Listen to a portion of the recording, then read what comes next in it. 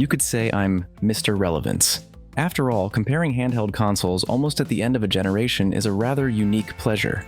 Recently, I released individual reviews on these devices, and in the comments many people asked, so which is actually better, the Steam Deck or the Nintendo Switch? It's important to clarify right away that these are quite different devices. Technically, the Steam Deck is more of a mini PC with a screen, while the Switch is a pure handheld console.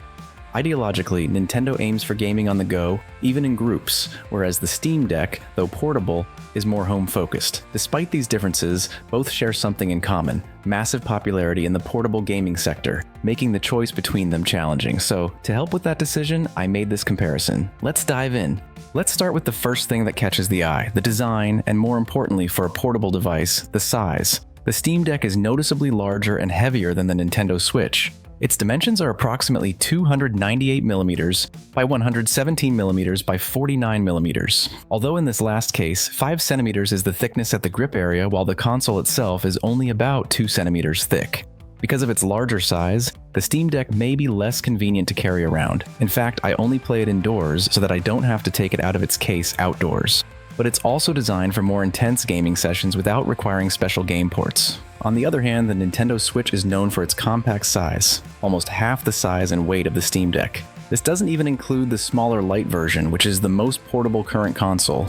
With a rubber protective case or a flip cover for screen protection, carrying it and playing it anywhere is hassle-free.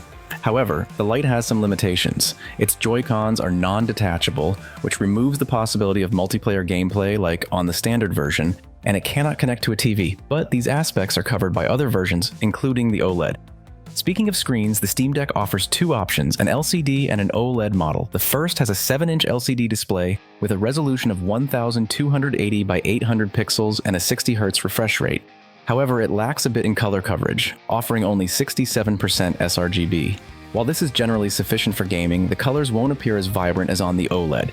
The OLED version, meanwhile, has a 7.4-inch screen with a 90Hz refresh rate and the same resolution. Both screens are touch-enabled and well-calibrated, making it easy to type on the on-screen keyboard or tap around, such as in strategy games. The higher refresh rate of the OLED allows for more flexible settings. For example, in graphically demanding games, you can set it to 40 frames per second, which feels noticeably smoother than 30 frames per second and isn't much behind 60, making for a nice middle ground. Nintendo also offers a good selection.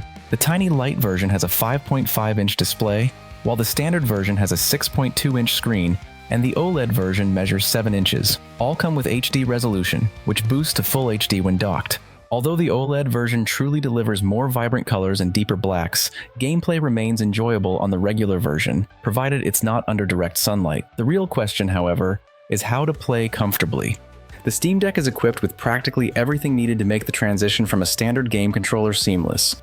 It features full-size sticks with good tension, which makes aiming easy, even in first-person games. The large buttons and D-pad, though aligned horizontally with the sticks, something that may feel unusual at first, are still quite comfortable and easy to reach. Below them is, in my opinion, one of the Steam Deck's killer features, the trackpads. These allow for smooth control in games that don't support gamepads, and they work well on the desktop for those who prefer it. Additionally, the trackpads come with many built-in functions, which I've covered in detail in my review. There are also triggers and analog shoulder buttons that detect pressure, letting you control the throttle in racing games. On the back, you'll find 4 extra buttons, including paddles. Personally, I found them a bit awkward, as they're meant to be pressed inward rather than pulled like standard paddles. Pulling inward is heavier and less comfortable, but fortunately, there are attachments available online that help distribute the pressure and make pressing them easier. I'll include a link in the description to where you can buy these attachments. But the main difference from the Switch is the Steam Deck's grips, which make it easy on your hands even during long play sessions, so the weight of the console feels almost non-existent. Meanwhile, the Nintendo Switch's Joy-Cons are certainly an interesting idea, but they aren't without issues. First, over time, they can become loose and may disconnect unexpectedly, which isn't ideal mid-game. Secondly, they're flat, which doesn't add much comfort, leading many people to either 3D print or buy special grips. The sticks are also small with a short range compared to standard game controllers, making aiming in first-person shooters quite difficult, even if you try to get used to it. Plus, they're infamous for severe drifting issues, a problem big enough that Nintendo started offering repairs if you send in the Joy-Cons. Another limitation is that the triggers are regular buttons, so you can't adjust throttle in racing games, though they do allow for a faster response in other games. The best part, however, is the unique feature that Joy-Cons offer. they turn into separate mini controllers when detached from the console, allowing friends to join in. This feature alone makes me forgive their shortcomings, since even after all these years, nearly every gathering with friends includes some cooperative or competitive gaming. Ergonomics and comfort are always up for debate, as everyone has different hand sizes. But you can get used to anything, whether it's the weight of the Steam Deck or the small sticks on the Switch. However, one thing that our habits and preferences don't affect is their specs. The Steam Deck is equipped with a custom AMD processor built on Zen 2 architecture and an RDNA 2 graphics chip. This combination provides performance comparable to previous gen consoles, allowing the Steam Deck to run more demanding AAA games. For example, it can run the new Call of Duty Black Ops 6 at a stable 60 frames per second, albeit on low settings. I'll include a link to the full gameplay in the description for those interested. Additionally, the deck supports AMD technologies like FSR, which smooths out textures and enhances overall gameplay performance. The Nintendo Switch, on the other hand, uses an NVIDIA Tegra X1 processor, which was somewhat outdated even at the Switch's release. However, it's optimized for portable devices as NVIDIA originally designed it for their tablets. While it's not as powerful as the Steam Deck's processor and doesn't offer much future-proofing, it's still capable of running even some major AAA games. One recent example is Kingdom Come: Deliverance. But even in The Legend of Zelda: Tears of the Kingdom by Nintendo itself, you can see the processor's limitations. This might also be due to its limited RAM, which is only 4 GB. I recently mentioned in a Shorts video how some enthusiasts upgraded the Switch's memory, managing to run GTA 5, though that's an extreme case.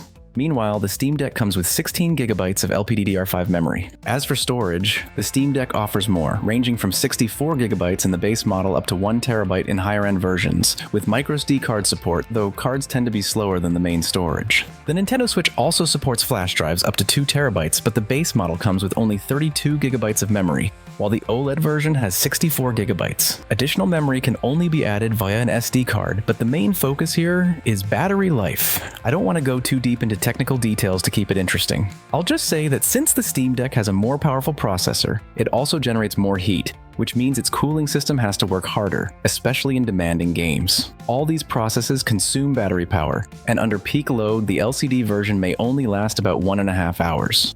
Of course, you can adjust game or power settings on the Steam Deck to extend battery life up to 2 hours. But as I mentioned, I don't want to delve into these details. With the Nintendo Switch, like any console, you just pick it up, start it, and play. Thanks to a reduced manufacturing process and a larger battery, the OLED version lasts from 3 to 4 hours at peak load, which is pretty decent, and for less demanding games, both versions can last nearly 7 hours.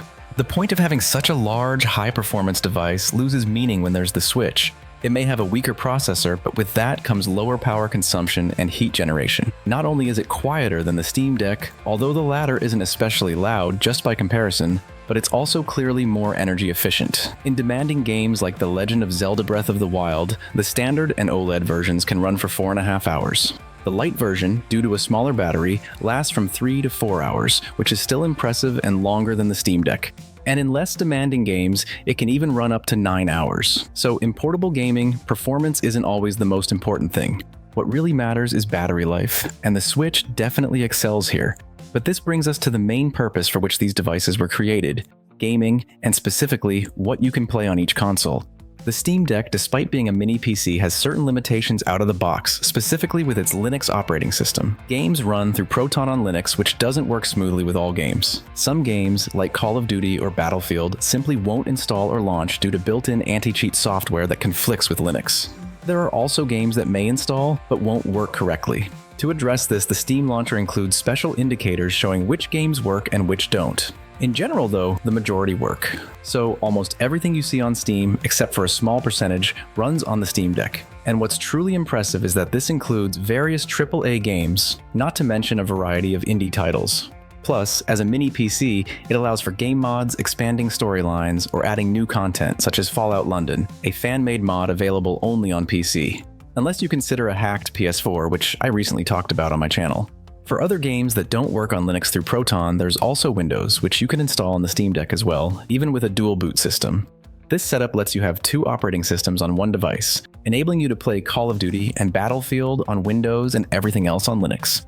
And the best part is, Valve recently released an official driver package for configuring Windows, so everything works smoothly. Big thumbs up to Gabe for that. On Windows, in addition to games, you can install various launchers including GOG, Epic Games, Uplay, and so on. Most importantly, there's access to Microsoft services, particularly Game Pass, through which you can download games for free, including the latest Call of Duty shown earlier. All in all, this makes the device truly versatile, offering the ability to play thousands of games. On the other hand, there's the Nintendo Switch, a pure gaming console running on its own operating system. Technically, if hacked, you could install Linux, Android, and other systems on the Switch, but officially, these options aren't available, so we won't focus on them. The main advantage of the Switch is its exclusive Nintendo games, such as The Legend of Zelda, which many people buy the console for, Super Mario Odyssey, Animal Crossing, and others.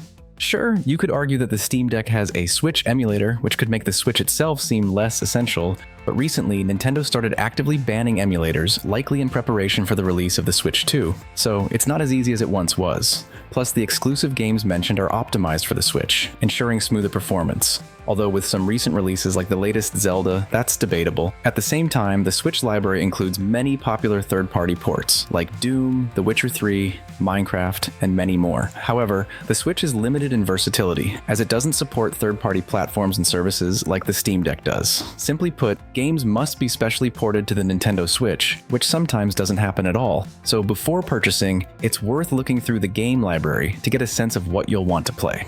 Plus, when it comes to games, it's worth noting that multiplayer on consoles is paid. For those who've only played on PC before, this can come as quite a surprise. But the reality is that you need a Nintendo Switch Online subscription to access multiplayer modes. There are some exceptions though, like free-to-play games that don't require a subscription. However, for games like Mario Kart, Animal Crossing, and similar titles, you'll need to pay for a subscription each month. On the other hand, on the Steam Deck, you can play any game, even paid ones, with other players for as long as you want without additional costs. Not to mention, the deck also lets you play with friends through Steam Remote Play, launch text and voice chats, and even offers cross-platform gaming and Steam Cloud support. This means you can save on the Steam Deck and continue playing on your PC's big screen later. Meanwhile, on Nintendo, even for voice chat, you need to download a separate app on your phone, and cross-platform play is often unavailable in many games. Finally, let's talk about the price and availability of the consoles and their games. The Nintendo Switch is clearly more affordable. You can find a brand new light version for around $150, and a used one for even less. Other models range from $250 to $350 in collector's editions, which is still cheaper than the Steam Deck. The most budget-friendly Steam Deck model with an LCD screen and 64GB costs $400, while the OLED model with 1TB of storage is $650. This doesn't exactly favor the Steam Deck, but here's the thing. In addition to free multiplayer on the deck, you can also save significantly with regular Steam sales, which sometimes offer discounts of up to 90%. You can grab free games from other stores and enjoy much more, including the Game Pass library if you install Windows. There's also Green Steam, or piracy, which is accessible here too. Meanwhile, games on the Switch are pricey, and discounts when available are usually limited to third-party titles. As for piracy on the Switch, you'd need to chip the console, which adds extra costs for the chip and its installation. Plus, you also risk losing access to multiplayer if Nintendo detects the hack and bans your console. You'd still be able to download games for free and play single-player modes, but multiplayer access would be cut off. So, while the Steam Deck is more expensive, the price is justified not only by its higher performance, but also by the potential for significant savings. And let's not forget that you can connect the Steam Deck to a monitor through a dock and use it like a regular PC, especially if you install Windows. This could even save you money on a laptop for school, for example. However, regarding accessories, unlike the Nintendo Switch, which includes a dock, you'll need to buy a separate dock for the Steam Deck, which adds to the initial cost. On the plus side, the Steam Deck comes with a quality protective case, which the Switch doesn't include, so in a way, it balances out. A lot has been covered in this video, so it's time to wrap things up. The Steam Deck is an excellent gaming device, even a universal one, at a reasonable price, especially compared to other portable PCs on the market priced around $1,000.